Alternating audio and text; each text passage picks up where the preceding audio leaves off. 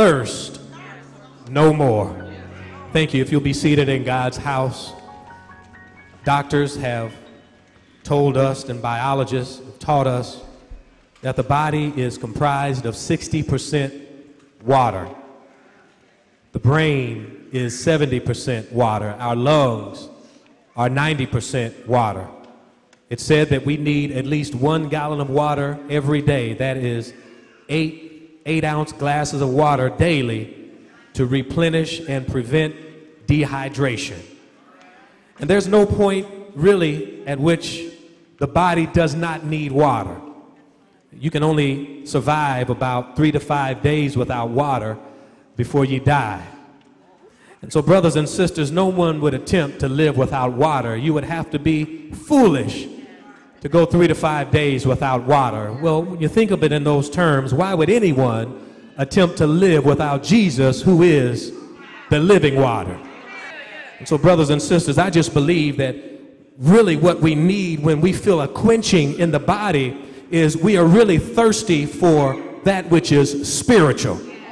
I feel like when we are dry, we are really suffering from a dry spirit. I feel like when we feel empty, we are really suffering from an empty spirit. When we feel hungry, what we are really hungering for is really a hungry spirit. I believe that when we are unsatisfied, we are really suffering from an unsatisfied spirit. When we are invalidated, it's really an invalidated spirit. When we feel unfulfilled, it's really an unfulfilled spirit. When we feel discomforted, we are really discomforted in the spirit. I believe when we are discontent, it's more than just a discontent flesh, we are discontent in the spirit.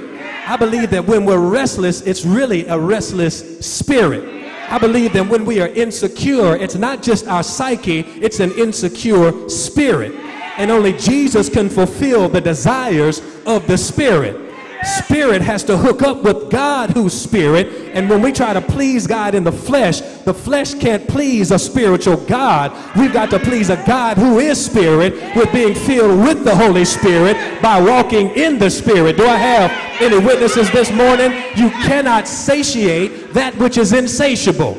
And so this woman at the well helps us recognize that many of us, just like her, we're going to the well time and time again to fulfill some physical need, when underneath what we really need to do is fulfill our spiritual needs. And so what do? We look for sex to fulfill the flesh, but there is no amount of sex that can satiate your sexual appetite. All you're doing is destroying yourself, trying to fill a void that only Jesus can fill. You're filling it with sex, and sex feels good, but you can never be satisfied. You can have it once, you can have it twice, but you know you got to have it again, because sex is like Lay's potato chips. You can't just have one. Y'all getting real holy on me this morning on Mother's Day. You're getting real holy on Mother's Day. You cannot fulfill the desires of the flesh. And if it's not sex, some of us try to fill the void with food. We eat and eat and eat and eat, and sometimes not having enough sex makes you just eat. You're trying to...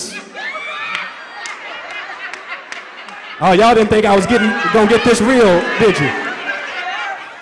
Boy, I ain't had none in a long time. I might as well go on over here to White Castle and might as well go to McDonald's. Woo! Because how many of you know all we do is we substitute one addiction for the other. Just when you overcome one, then the devil comes with another one, and you're trying to satisfy something, because whatever you're trying to satisfy in the flesh can never be satisfied. So we try to fill our bodies, drugs and alcohol. We cannot satisfy our lives with drugs and alcohol, but it makes us feel like we are. But you are trying to fill a void that only Jesus can fill when you do that. Let me read what Galatians says. Galatians 5:16. It really breaks this thing down for us. Galatians 5:16 says, I say then, walk in the spirit, that you shall not fulfill the lust of the flesh. For the flesh lusts against the spirit, and the spirit against the flesh, that these are contrary to one another, so that you do not do the things that you wish. So brothers and sisters, she was living contrary to Christ, going to the well, the physical well, because when she met Jesus, who was the dayspring from on high, he showed her a more excellent way.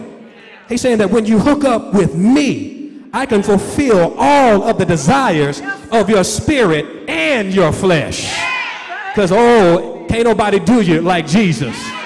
It doesn't matter how good that brother or that sister was. I dare you to try Jesus. Because can't nobody do you like Jesus. I don't care how good that weed was. When you get high on Jesus, ain't nothing like a high on the Holy Spirit. I don't care how drunk you get. Ain't nothing like being filled and drunk with the Spirit. Has anybody ever felt drunk with the Spirit, that you feel how good the Spirit feels? There's nothing that satisfies like the Spirit.